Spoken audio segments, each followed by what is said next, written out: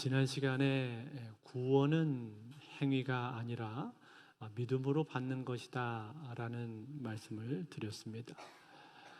뿐만 아니라 그 믿음조차도 하나님께서 우리에게 주시는 선물이다 라는 말씀도 함께 드렸습니다. 그래서 우리는 내가 받은 이 구원에 대해서 사람들 앞에 자랑할 수가 없는 것이죠. 나는 예수를 믿어서 구원을 받았고 너는 예수를 안 믿어서 구원을 못 받았다 라는 이런 식의 자랑을 할 수가 없는 것입니다. 오히려 나를 구원하신 그 하나님의 크신 사랑과 은혜에 감사하며 겸손히 고개를 숙일 수밖에 없는 것이 바로 우리 믿는 사람들의 올바른 태도다라는 말씀을 지난주에 드렸습니다.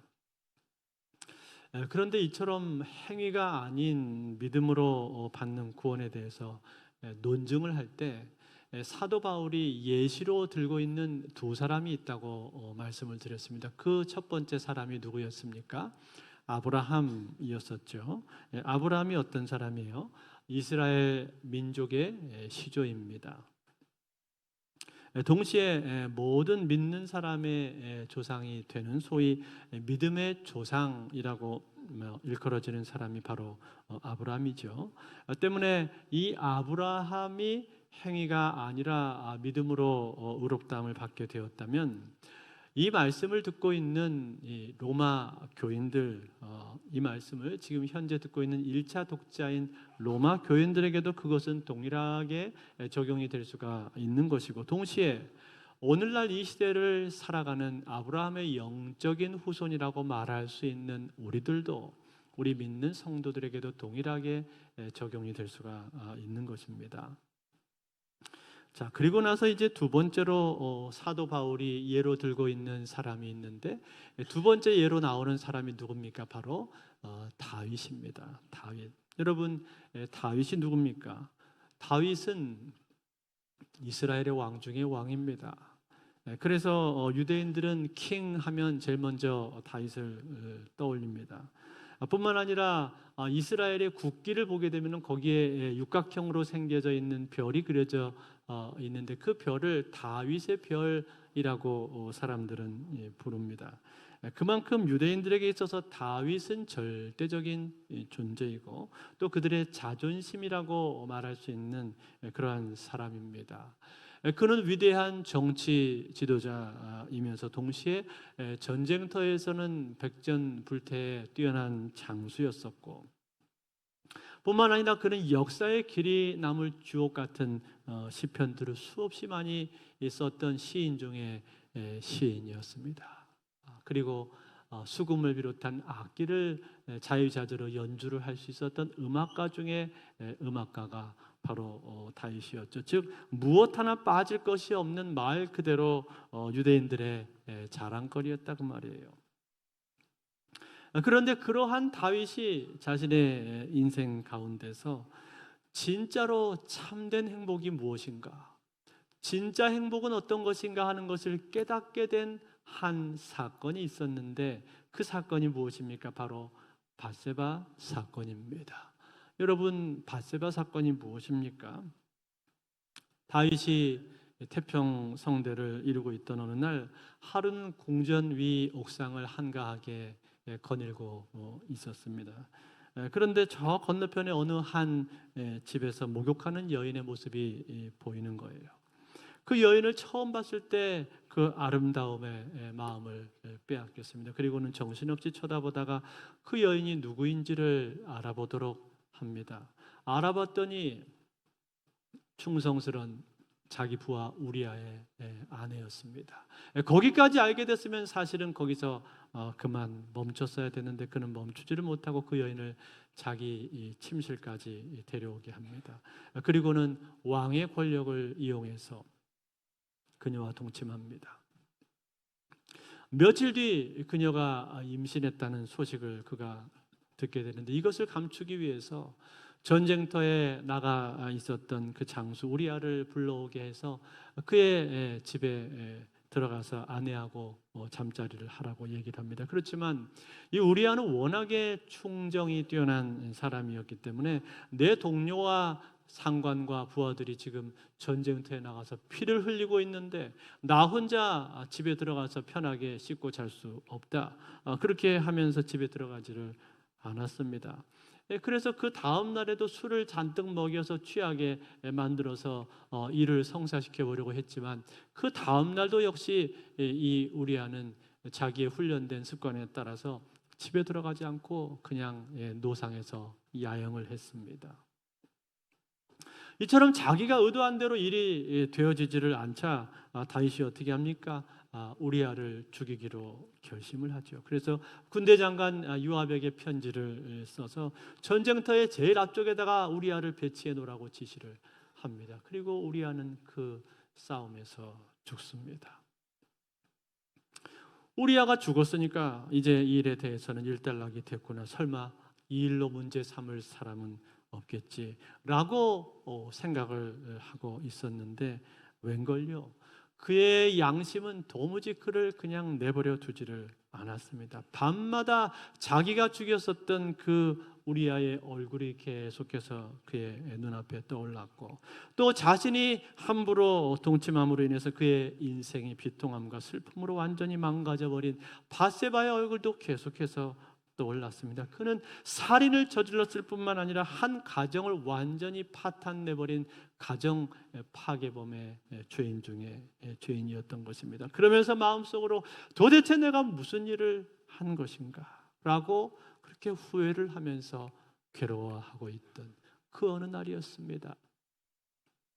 다윗의 가까운 친구이자 선지자였던 나단이 어느 날 그를 찾아왔습니다. 왕이여, 내가 당신에게 드릴 말씀이 있습니다. 무슨 말인가? 이스라엘의 한 성읍에 두 사람이 살고 있었습니다. 한 사람은 부자여서 양과 소가 심이 많았고 또 한 사람은 가난해서 자기가 기르는 암양 새끼 한 마리가 자기 재산의 전부였습니다. 그는 자기 암양 새끼를 애지중지 딸처럼 그렇게 사랑하면서 키웠습니다. 그런데 어느 날 한 손님이 이 부자의 집에 찾아오게 되었는데 이 부자가 자기에게 찾아온 손님을 대접을 하기 위해서 자기 집에 있는 양이나 소를 잡은 것이 아니라 이 가난한 사람에게 있는 이 암양 새끼를 억지로 빼앗아서 그 양을 잡아서 이 사람을 대접했습니다. 거기까지 듣자 이 다윗이 마지막까지 듣지를 못하고 그 자리에 벌떡 일어나서 소리를 칩니다. 아니 그런 세상에 능지처참을 할 악한 놈이 있단 말인가? 그런 자가 있다면 반드시 그 자를 잡아 죽여야 된다. 그렇게 말을 했는데 그 순간에 앉아있던 나단도 그 자리에서 벌떡 일어나면서 당신이 바로 그 사람이요.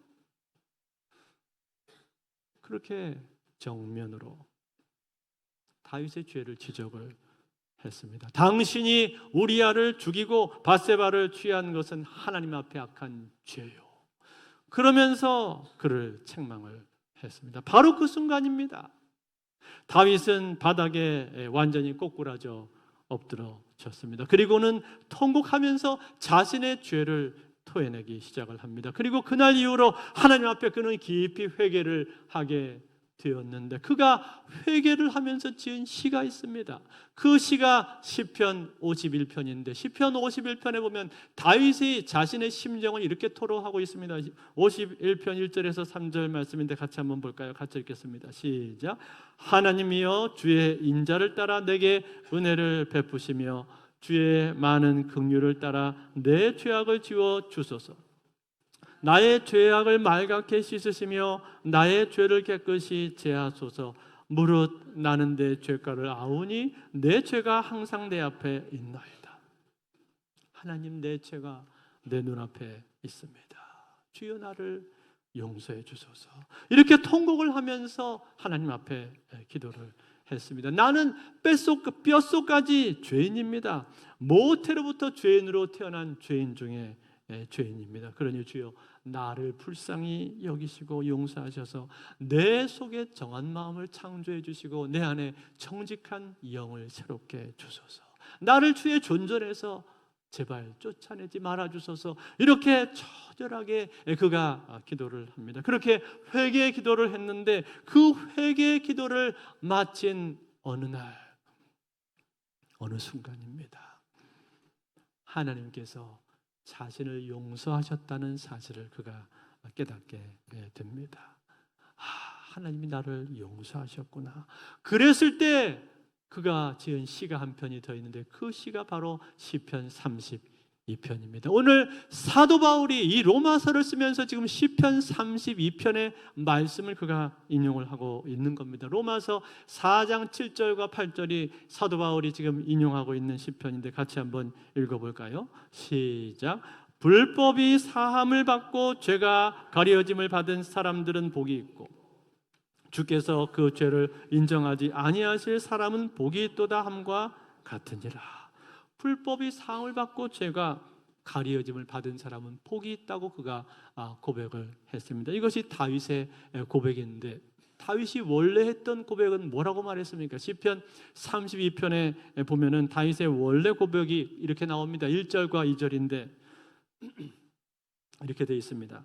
허물의 사함을 받고 자신의 죄가 가려진 자는 복이 있도다. 마음에 간사함이 없고 여호와께 정죄를 당하지 아니하는 자는 복이 있도다. 이렇게 말했어요. 즉 자신에게는 허물이 있는데 그 허물이 사함을 받았다는 이야기고 자신에게는 죄가 있는데 그 죄가 가려졌다는 거예요. 그렇게 허물의 사함을 받고 죄가 가려진 사람은 복이 있다는 고백을 그가 지금 하고 있는 거예요. 사랑하는 성도 여러분, 오늘 다윗이 여기서 이렇게 고백을 하는 이유가 무엇입니까? 그것은 그만큼 이 사람이 힘들었다는 이야기입니다. 자신의 죄를 지었는데 처음에는 사실은 이 죄를 짓고 한때는 완전 범죄라고 생각할 때도 있었습니다. 그러나 그 사실, 자신이 범죄한 그 사실을 하나님이 아시고 자기 자신이 알고 있는데 그 죄로 인해서 하나님과의 관계는 깨져버린 것이고 그리고 그의 기도는 지금 막혀버린 것 아닙니까? 그런 가운데서 계속해서 자신의 죄를 토설하지를 못하고 그 죄로 인해서 끙끙거리고 힘들어하고 있었던 그때 그 시간이 너무나 그렇게 자기 자신에게는 힘들었다는 거예요. 그것을 이렇게 말을 합니다. 시편 32편 3절에 보면은 다윗이 그 다음에 이렇게 말을 하는데 내가 입을 열지 아니할 때 종일 신음함으로 내 뼈가 쇠하였도다. 자기가 하나님 앞에 죄를 고백하지 못할 때 그때는 마치 자기 뼈가 쇠하는 것처럼 그렇게 고통스러웠다라는 거예요. 그래서 끙끙거리면서 신음할 수밖에 없었다고 말을 하고 있습니다. 그뿐만 아니라 그 다음 4절에 보니까 이렇게까지 고백을 해요. 주의 손이 주야로 나를 누르시오니 내 진액이 빠져서 여름 가뭄의 마름같이 되었나이다. 뭐라고 했어요? 주의 손이 주야로 자기를 눌렀다 그렇게 말을 하고 있지 않습니까? 무슨 말이에요? 밤이건 낮이건 수시로 하나님께서 자신의 마음을 괴롭히셨다 라는 거예요. 즉 계속해서 다윗이 지었던 그 죄가 떠오르게 하셔서 도무지 잠을 잘 수도 없고 숨을 쉴 수도 없을 정도로 그렇게 성령께서 계속해서 자기 자신의 죄를 생각나게 하셨다라는 거예요. 그래서 마치 여름 가뭄에 모든 것이 다 말라 비틀어지는 것처럼 자기 몸의 진액이 다 빠져나가 버린 것 같은 그러한 극심한 고통을 느끼게 하셨다라는 거예요. 그게 뭐예요? 하나님 앞에 회개하지 못한 사람들이 겪는 고통입니다. 하나님 앞에 죄 사함을 받지 못한 사람이 겪게 되는 극심한 마음의 고통을 다윗이 이렇게 지금 표현해주고 있다는 거예요. 그 고통이 그렇게 크고 무섭다는 겁니다. 그래서 그렇게 신음을 하면서 힘들어하고 고통스러워하고 있었는데 참으로 놀랍게도 참으로 다행스러운 일입니다. 다윗의 인생 가운데 보자면 얼마나 다행스러운 일인지 모릅니다. 나단 선지자가 찾아와서 그에게 정면으로 당신이 바로 그 사람이요 라는 이 죄에 대한 지적을 했을 때 그 지적을 받고 나서 다윗은 하나님 앞에 고꾸라질 수밖에 없었고 자신의 죄를 토해낼 수밖에 없었다는 거예요. 토해내고 토설할 수밖에 없었다는 거예요. 그런데 그렇게 하나님 앞에 나와서 처절하게 자신의 죄를 토해내고 토설하고 났을 때 어떻게 되었다는 거예요? 몇 날 며칠을 그가 회개했는지 정확히 우리는 알 수가 없습니다만 분명한 것은 자기가 가지고 있는 죄악들을 하나도 남김없이 하나도 숨김없이 하나님 앞에 다 토해냈다는 거예요. 그렇게 처절하게 회개했을 때 그 순간 그가 무엇을 깨닫게 된 거예요? 비로소 하나님께서 자신의 죄를 용서하셨구나 라는 사실을 깨닫게 되었다는 거예요. 그 용서받았다라는 죄사함의 확신을 그가 얻게 된 거예요. 그리고 나서 뭐라고 고백합니까? 시편 32편 5절에 다윗의 고백이 나옵니다. 같이 한번 읽겠습니다. 시작. 내가 이르기를 내 허물을 여호와께 자복하리라 하고 주께 내 죄를 아뢰고 내 죄악을 숨기지 아니하였더니 곧 주께서 내 죄악을 사하셨나이다. 셀라. 자, 뭐라고 말했습니까? 하나님께서 내 죄를 용서해 주셨다라는 거예요.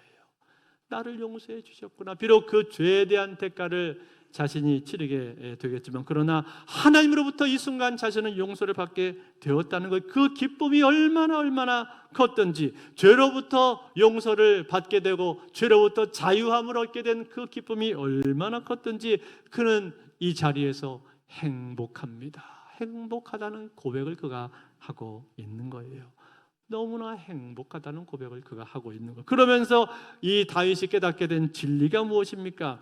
그 진리라고 하는 것은 죄로 인한 고통이라고 하는 것은 얼마나 큰 것인가, 얼마나 괴로운 것인가, 이것을 깨닫게 된 것이고, 동시에 그 죄 사함 받은 기쁨은 얼마나 더 큰 것인가, 그것을 알게 되었다는 거예요. 그런데 생각을 해보니까 자신이 죄 사함을 받게 되었는데, 자신이 죄 사함을 받게 되기까지 나 자신이 했던 일은 하나도 없다는 걸 알게 되었습니다. 그 죄 사함을 받는 데 있어서 자기가 한 일이 하나도 없구나 하는 것을 그가 깨닫게 되었다는 거예요. 오직 하나님께서 나를 불쌍히 여겨주셔서 내가 죄 사함을 받게 된 것이구나, 이것을 알게 되었다는 거예요. 즉 자기는 하나도 한 일이 없는데, 오직 하나님 앞에 회개한 것밖에 없는데, 그 죄 사함에 대한 용서는 자기가 행한 일이 아니라 하나님께서 자신을 용서하신 것이고, 그것은 장차 오실 예수 그리스도를 보면서 하나님께서 자신의 죄를 용서하셨다라는 사실을 그가 알게 되었다라는 거예요. 그래서 그 기쁨을 다윗이 이렇게 표현해 주고 있어요. 오늘 로마서 4장 6절에 보시면은 다윗의 기쁨을 사도 바울이 이렇게 묘사해 줍니다. 같이 읽겠습니다. 시작. 일한 것이 없이 하나님께 의로 여기심을 받는 사람의 복에 대하여 다윗이 말한 바, 일한 것이 없이 하나님께 의로 여기심을 받는 사람이라고 말했죠. 그리고 그 사람의 복에 대해서 다윗이 얘기했다고 말을 했습니다. 여기는 복이라고 번역이 되어 있습니다만 우리가 전에 봤었던 개역 한글 성경에 보면 이것이 행복이라고 번역이 되어 있습니다. 즉 내가 일한 것이 하나도 없는데 하나님께서 나를 용서해 주시고 의롭게 여겨주셨다는 거예요. 그 은혜가 너무나 크기 때문에 행복할 수밖에 없다고 그가 지금 고백을 하고 있는 거예요. 여러분, 이것은 세상의 그 어떤 풍요로 인한 행복이라든지 쾌락으로 인한 행복이라든지 그 어떤 행복하고 비교할 수가 없는 겁니다. 이 죄사함으로 인한 행복이라는 것은 마음속 깊은 곳에서부터 터져나오는 행복이고 자신의 삶을 완전히 자유하게 만들어주는 그러한 행복이라는 거예요. 그게 뭐예요? 그것이 일한 것이 없는 사람에게 하나님께서 주시는 행복이라는 거예요. 죄사함의 은총인 거예요. 사랑하는 성도 여러분, 여기서 일한 것이 없다라는 이 말의 뜻이 무엇입니까? 이 말이 무슨 뜻이에요? 자기의 공로가 없다는 뜻입니다. 자기의 공로가 없다. 즉 자기가 행한 것이 하나도 없다는 거예요. 자기 행위가 아니라는 거예요. 여러분, 만약 어떤 공장에 나가서 이른 아침부터 저녁까지 하루 8시간 내가 풀로 근무를 했다면, 그러면 그 근무한 대가를 내가 반드시 받아야 되지 않겠습니까? 근무 끝나고 나서 사장이 나에게 급료를 준다고 할 때 그때 여러분 내가 감사하겠습니까? 물론 감사한 마음이 있긴 할 겁니다. 그렇지만 그것은 내가 일한 것에 대한 정당한 대가가 아니겠습니까? 내가 일을 했으니까 그 보상으로 받는 거라 그 말이에요. 그런데 만약에 내가 일을 했는데도 사장이 급료를 나한테 주지 않는다면 어떻게 되겠습니까? 그러면 당장 따지겠죠. 왜 당신은 정당한 대가를 지불하지를 않는가? 그러면서 그 사람에게 가서 따지지 않겠습니까? 왜냐하면 그것은 마땅한 나의 권리이기 때문에 그렇게 한다라는 거죠. 그런데 그것이 아니라 내가 일을 하지도 않았는데 제대로 일을 하지를 못했단 말이에요. 가령 나는 몸에 장애가 있어서 일하는 데 한계가 있습니다. 그래서 일을 제대로 하지를 못했는데 시간이 지났다고 해서 주인이 나한테 돈을 준다면 여러분 어떻겠습니까? 너무나 감사하겠죠. 너무 황송하겠죠. 황송하다 못해 너무나 고맙고 감사할 거예요. 그때 느끼게 되는 그 행복이라고 하는 것은 이루 말로 다 할 수 없는 행복감을 우리가 느끼게 될 거라 그런 말이에요. 지금 다윗이 그러한 행복을 지금 누리고 있는 거예요. 즉 일을 하지 않은 사람에게 주시는 행복을 그가 누리고 있다는 거예요. 여러분, 그런데 어느 날 예수님께서도 이것과 비슷한 말씀을 하신 적이 있습니다. 예수님이 어느 날 비유를 말씀을 하셨는데 이런 비유를 말씀하셨어요. 하루는 포도원 주인이 이른 아침에 일꾼들과 계약을 해서 자기 포도원에 들어가서 일을 하라고 말씀을 했습니다. 한 데나리온을 주기로 그렇게 약속을 했습니다. 그런데 그 일꾼들이 포도원에 들어갔는데 이 주인이 오전 9시가 되었을 때 다시 장터에 나가보니까 거기 놀고 있는 사람들이 있는 거예요. 그래서 왜 너희들은 놀고 있냐? 너희도 포도원에 들어가라. 내가 상당하게 값을 쳐주리라. 그러면서 그 사람들을 들여보냈습니다. 오후 12시가 되었을 때도 이 주인이 또 나가고 오후 3시가 되었을 때도 또 나가는데 역시 또 장터에 놀고 있는 사람들이 있는 거예요. 그래서 너희도 포도원에 들어가라. 그러면서 그 사람을 들여보냈습니다. 그런데 오후 5시가 되었는데 이제 1시간만 지나면 업무가 끝나잖아요. 오후 5시가 되었는데도 이 주인이 또 장터에 나간 거예요. 그랬더니 거기에 일을 안 하고 놀고 있는 사람들이 있었습니다. 너희도 들어가라. 그러면서 그 사람들도 들여보냈습니다. 오후 6시가 되어서 업무가 다 마치게 되었는데 그때 제일 늦게 들어온 사람부터 시작해서 이 주인이 급료를 나눠주기 시작을 합니다. 그런데 5시에 들어온 사람에게 한 데나리온을 주인이 주는 거예요. 그러니까 그 모습을 지켜보던 다른 사람들이 마음속으로 생각을 하기를 야, 우리는 저거보다 더 받겠구나 라고 그렇게 마음속으로 기대를 했는데 웬걸요, 3시에 들어온 사람도 12시에 들어온 사람도 다 한 데나리온씩만 주는 것입니다. 심지어는 제일 아침 일찍 들어온 그 사람들에게도 한 데나리온을 주인이 주는 거예요. 그러니까 이 사람들이 어떻게 했겠습니까? 주인한테 따졌습니다. 아니 주인님, 어떻게 이렇게 할 수가 있습니까? 마지막에 5시에 들어온 사람에게 한 데나리온을 줬으면 우리는 당연히 그것보다 훨씬 더 일을 많이 했는데 우리는 그것보다 훨씬 더 많은 돈을 줘야 되는 것 아닙니까? 어떻게 그들을 우리와 똑같이 대우를 할 수가 있습니까? 이건 너무나 불공평한 것 아닙니까? 이러면서 주인한테 따졌단 말이에요. 그때 주인이 뭐라고 대답을 합니까? 친구여, 내가 너와 한 데나리온을 약속하지 않았느냐? 나는 그 약속을 지켰다. 나중 온 사람에게도 후하게 대하는 것이 주인인 나의 뜻이다. 내가 선함으로 인해서 네가 나를 악하다고 말을 하느냐? 그러면서 이 주인이 대답을 했단 말이에요. 이것이 비유인데 사랑하는 성도 여러분, 이 비유의 핵심이 무엇입니까? 사람들은 상대적인 가치관에 물들어져 있지만 그러나 하나님은 절대적인 분이시라는 거예요. 절대적으로 모든 사람들에게 은혜 베풀기를 기뻐하시는 것이 하나님의 뜻이다. 그런 말입니다. 그런데 그것보다 한 단계 더 깊은 의미가 있습니다. 한 단계 더 깊은 메시지가 이 가운데는 담겨 있는데 그것은 무엇인가? 우리는 여기 있는 사람들 중에서 일찍 들어온 사람들이 아니라는 겁니다.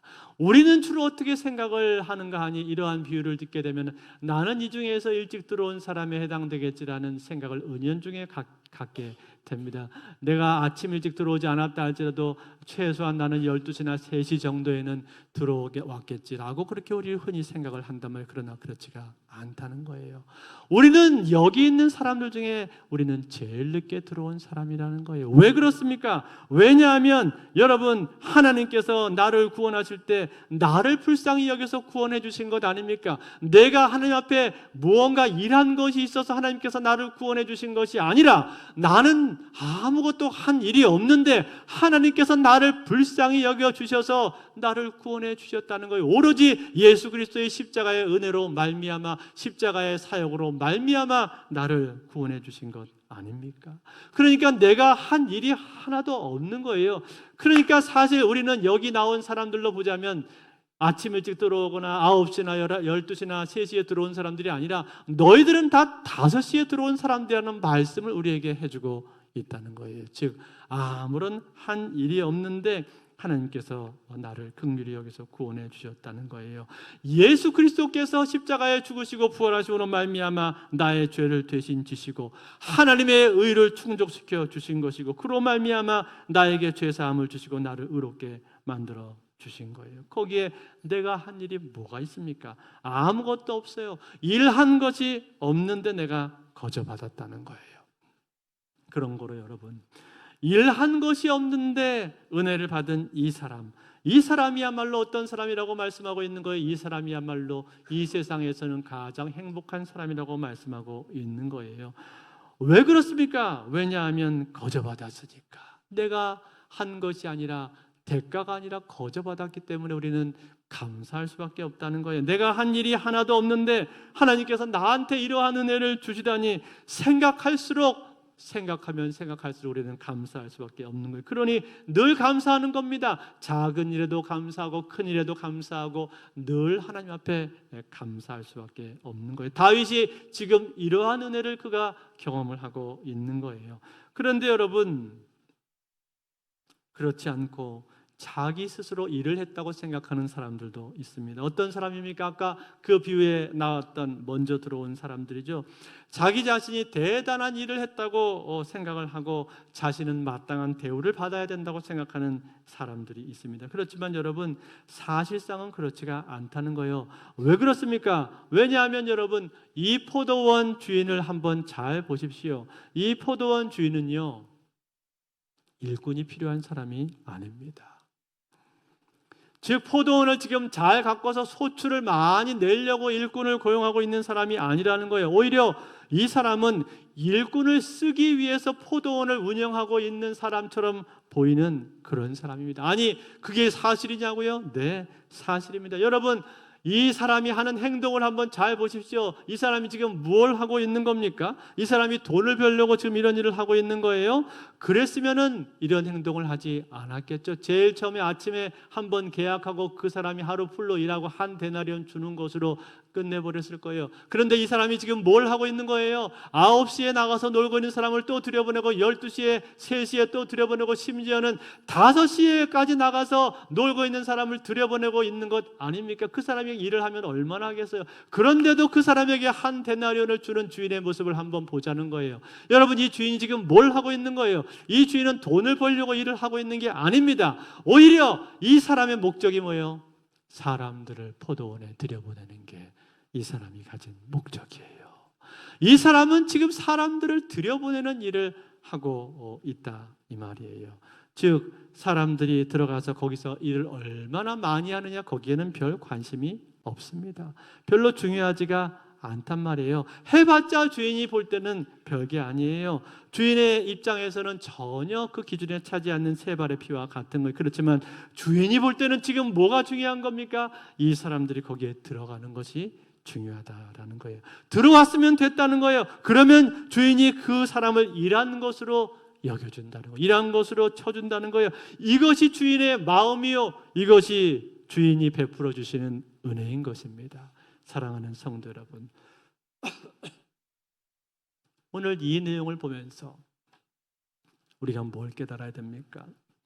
여러분, 우리의 구원이 무엇인가 하는 것을 우리는 분명히 알아야 됩니다. 우리의 구원이라고 하는 이 부분에 있어서 우리는 일한 것이 없다는 거예요. 내가 행한 것이 하나도 없다는 거예요. 내가 무엇을 잘해서 구원을 받은 것이 아니라는 거예요. 우리가 한 것은 전혀 없는데 오직 하나님의 은혜로 구원을 받은 거예요. 즉 나는 일한 것이 없는데 하나님께서 나를 불쌍히 여기셔서 예수 그리스도를 보내셨고 그 예수 그리스도의 십자가 사역으로 말미암아 하나님의 의가 충족되었고 그리고 우리를 구원하셨다라는 거예요. 결국 여러분 일하신 분이 누구십니까? 하나님이 일하신 것이고 예수 그리스도께서 일하신 거예요. 그분의 일하심으로 말미암아 내가 구원을 받게 된 거예요. 그러니 여러분 이것이 얼마나 큰 은혜입니까? 얼마나 감사할 제목이냐 이 말이에요. 여기에 내가 자랑할 만한 것이 하나도 없고 내가 주장하고 내세울 만한 것이 아무도 없다는 거예요. 그런데 여러분, 자꾸만 사람들은 어디로 갑니까? 우리는 어디로 가려고 해요? 내가 일을 하는 방향으로 가고 싶어 합니다. 내가 그래도 좀 일을 해야지 떳떳하지, 내가 뭘 좀 해야 천국에 들어갈 때 면이 설 것 아니냐, 이러한 생각에 깊이 사로잡혀 있기 때문에 사람들은 끝없이 자기가 일을 해야 된다고 생각하고 자기가 일한 것에 대해서 자긍심을 가지려고 합니다. 그러나 그것을 가지고는 택도 없다는 거예요. 그것 가지고는 천국에 들어갈 수 있는 사람 없다는 겁니다. 하나님의 높으신 기준에 도달할 수 있는 사람 아무도 없다는 거예요. 이 포도원 주인이 그렇게 행하고 있는 것처럼, 그렇기 때문에 무엇으로? 오직 은혜로만 천국에 들어갈 수가 있는 거예요. 그래서 예수 그리스도께서 완전한 사역을 이 땅에 이루시고 하나님의 완전한 의를 충족시키심으로 말미암아 우리를 천국에 들어가게 하신다는 거예요. 할렐루야. 그렇기 때문에 여러분, 우리는 하나님 앞에 자랑할 수가 없는 거예요. 자랑할 수도 없고 교만할 수도 없고 자구할 수도 없고, 오직 그 하나님의 크신 사랑과 은혜를 기억하면서 감사할 수밖에 없는 거예요. 사랑하는 성도 여러분, 우리는 우리의 구원에 대해서 분명히 알아야 됩니다. 이 구원은 내가 일한 것이 아니라는 사실을 우리는 분명히 알아야 될 것입니다. 그런데 이것을 깨닫지 못하면, 이것을 우리가 분명히 알지 못하면 자꾸만 우리의 신앙이 어디로 가게 되어 있습니까? 공로주의로 가게 되어 있어요. 공로로 가고 행위로 가고 자기 의를 향하는 쪽으로 흘러갈 수밖에 없다는 거예요.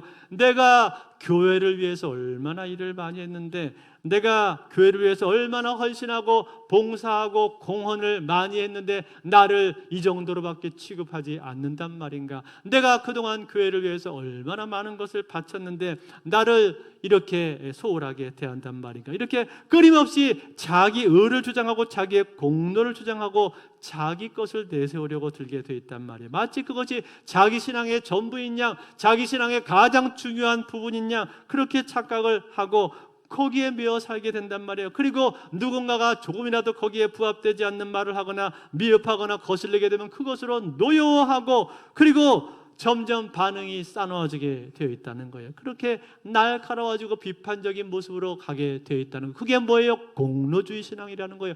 이 은혜를 알지 못하는 공로주의 신앙이 갖고 있는 위험성이 바로 그런 것입니다. 여러분, 이런 이야기가 있어요. 어떤 목사님이 한 교회에 부임을 해서 갔는데 그 교회에 그랜드 피아노가 있었습니다. 그런데 그랜드 피아노가 예배당 한가운데 위치해 있는 거예요. 그래서 이 목사님이 예배에 집중하는데 방해가 되니까 이 피아노를 옮기자고 해서 한쪽으로 피아노를 밀었다고 합니다. 그런데 그 일로 인해서 이 목사님은 사임을 하게 되었습니다. 이유가 뭔지 아세요? 그 피아노를 기증한 사람이 교회에서 유력한 사람이었기 때문에 그런 거예요. 아니, 내가 기증한 피아노를 감히 누가 함부로 옮긴단 말인가? 그래서 그 사건으로 말미암아서 그 목사님은 교회를 사임했습니다. 실제로 있었던 일이에요. 여러분, 피아노가 가운데 있건 옆에 있건 그것이 뭐가 중요합니까? 왜 그것을 견디지를 못하는 거예요? 자기 의가 너무나 강하기 때문에 그것을 견딜 수가 없는 거예요. 그거 내가 기증한 건데, 그건 내가 했던 일인데, 이처럼 자기가 한 일, 자기가 한 행동이 너무나 중요한 거예요. 그러니 거기에서 벗어나지를 못하고 그러한 신앙적인 모습에서 헤어나오지를 못하는 거예요. 하나님의 은혜는 그것보다 훨씬 더 크고 넓은데, 훨씬 더 크고 풍성한데, 그 넓으신 하나님의 은혜에 알지 못하고 그 은혜에 잠기지를 못하는 거예요. 오로지 신앙생활이라고 하는 것은 내가 뭘 해야 하고 내가 뭘 해야 되고 계속 거기에 그 공로에만 사로잡히게 된다, 그 말이에요. 자기가 한 일이 자기가 되고, 자기가 한 일이 자기의 자존심이 되고, 그 일이 자기의 정체성이 되어버린다는 거예요. 그래서 결국은 하나님의 은혜를 깨닫지를 못하는 거예요. 사랑하는 성도 여러분, 그러나 하나님의 은혜는 그것보다 훨씬 더 크고 넓다는 사실을 기억하실 수 있기를 바랍니다. 우리가 생각하는 것보다 훨씬 더 크고 넓으신 깊으신 은혜가 바로 우리의 삶 가운데 있고, 그 크신 은혜가 우리의 신앙 가운데 있는 거예요. 그러므로 사랑하는 성도 여러분, 오늘 우리는 내가 아무런 일을 하지 않았는데도 아무것도 없을 때에 나를 사랑하신 그 하나님의 크신 사랑을 만나실 수 있기를 바랍니다. 도무지 나는 내 죄 문제를 해결할 수가 없는데 그 죄로부터 나를 자유케 만들어 주신 하나님, 그 하나님의 놀라운 사랑과 은혜, 일한 것이 없는 사람에게 주시는 축복을 받으실 수 있기를 바랍니다. 이제 말씀을 맺겠습니다. 미국 서부의 오레곤주의 50대 초반의 한 여자 교사가 살고 있었습니다. 그녀는 30년 전에 자신이 저지른 범죄 때문에 법정에 나와서 자수를 하게 되었습니다. 이 충격적인 기사가 신문에 나게 되었는데 이분의 배경을 알고 보았더니 이렇습니다. 이분은 브랜다이즈라는 명문 대학의 학생이었고 성적을 올 A를 받는 모범생이었습니다. 그런데 그 당시 60년대는 한창 베트남 전쟁을 배경으로 해서 반전 운동이 미국에서 유행을 할 때였습니다. 전쟁에 젊은이들을 끌어가려고 하는 그 정부에 반항하는 젊은이들의 노력이 한창을 물결을 치고 있을 때 이 여학생은 반전 운동의 앞장을 섰던 사람이었습니다. 우리나라로 치자면 운동권 학생이었던 것이죠. 그녀는 자신의 분노를 표현하기 위해서 몇몇 학생들과 함께 학교 건물에 방화를 저질렀었고 또 다른 건물을 불사르려고 하다가 수배를 당하게 되자 동부에서 서부로 도피를 하게 되었습니다. 그리고 자신의 이름을 바꾼 뒤 다른 사람의 신분증을 가지고 은거 생활을 하고 있었는데 그곳에서도 여전히 반전 운동에 참여를 했었습니다. 그는 이 전쟁 반대하는 것이 도덕적으로 타당하다고 여겼고 그렇게 해야만 자신이 한 일에 대한 정당한 마음의 위로를 얻을 수가 있다고 생각을 했습니다. 그뿐만 아니라 그는 그 마을에서 열심히 봉사를 해서 커뮤니티에서 수여하는 최고의 봉사상을 받기도 했습니다. 그리고 학교 선생님이 되었는데 열심히 가르쳐서 얼마나 많은 메달과 표창장을 받았는지 모릅니다. 그런데 이 선생님의 마음에 해결되지 않는 것은 무엇이었는가 하니 그 마음속은 계속해서 불안하고 기쁨이 없고 전혀 평안함이 없는 것이었습니다. 잠을 이루지 못하는 밤들이 계속해서 이어져 갔습니다.